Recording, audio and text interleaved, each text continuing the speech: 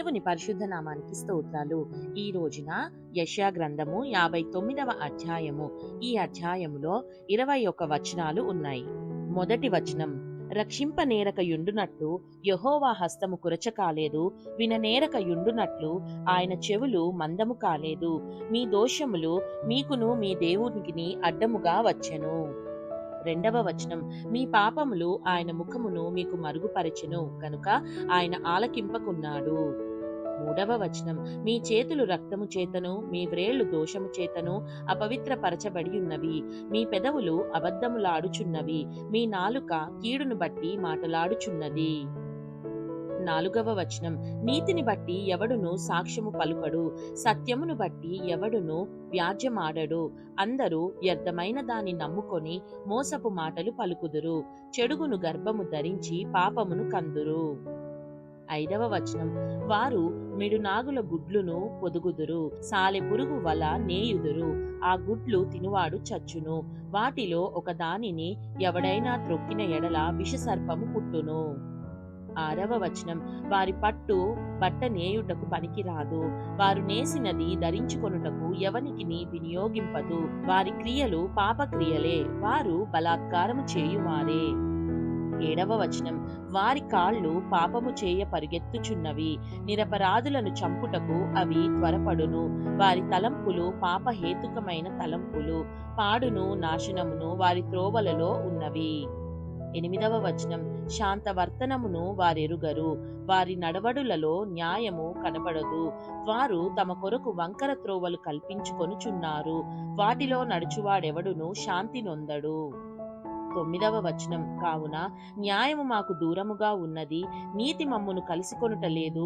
వెలుగు కొరకు మేము కనిపెట్టుకొనుచున్నాము గాని చీకటియే ప్రాప్తించును. ప్రకాశము కొరకు ఎదురు చూచుచున్నాము గాని అంధకారములోనే నడుచుచున్నాము. పదవ వచనం, గోడ కొరకు గ్రుడ్డివారి వలె తడువులాడుచున్నాము, కన్నులు లేనివారి వలె తడువులాడుచున్నాము. సంధ్య చీకటి యందు వలెనే మధ్యాహ్న కాలమున కాలు జారి పడుచున్నాము. బాగుగా బ్రతుకుచున్న వారిలో నుండి చచ్చిన వారి వలె ఉన్నాము. 11వ వచనం, మేమందరము ఎలుగుబంట్ల వలె బొబ్బరించుచున్నాము, గువ్వల వలె దుఃఖరవము చేయుచున్నాము. న్యాయము కొరకు కాచుకొనుచున్నాము గాని అది లభించుటలేదు, రక్షణ కొరకు కాచుకొనుచున్నాము గాని అది మాకు దూరముగా ఉన్నది. 12వ వచనం, మేము చేసిన తిరుగుబాటు క్రియలు నీ ఎదుట విస్తరించియున్నవి, మా పాపములు మా మీద సాక్ష్యము పలుకుచున్నవి. మా తిరుగుబాటు క్రియలు మాకు కనబడుచున్నవి, మా దోషములు మాకు తెలిసేయున్నవి.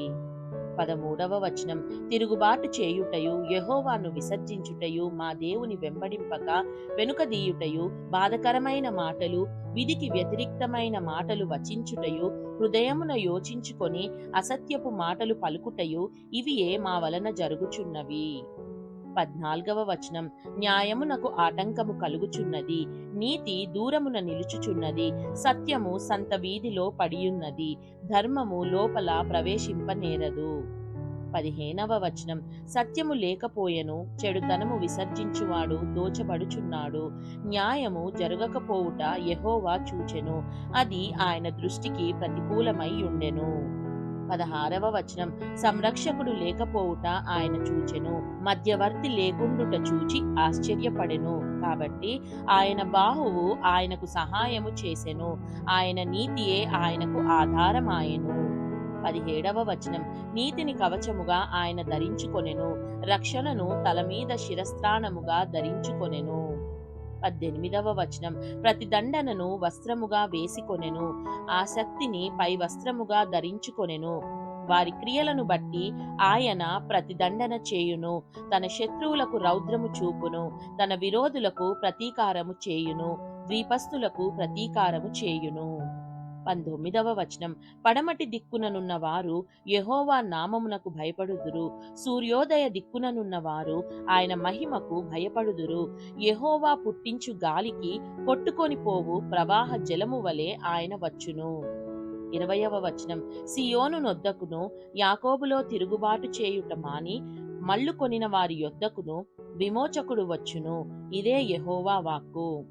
21వ వచనం, నేను వారితో చేయు నిబంధన ఇది, నీ మీదనున్న నా ఆత్మయు నేను నీ నోట నుంచిన మాటలును నీ నోట నుండియు నీ పిల్లల నోట నుండియు నీ పిల్లల పిల్లల నోట నుండియు ఈ కాలము మొదలుకొని ఎల్లప్పుడూ తొలగిపోవు అని యెహోవా సెలవిచ్చుచున్నాడు.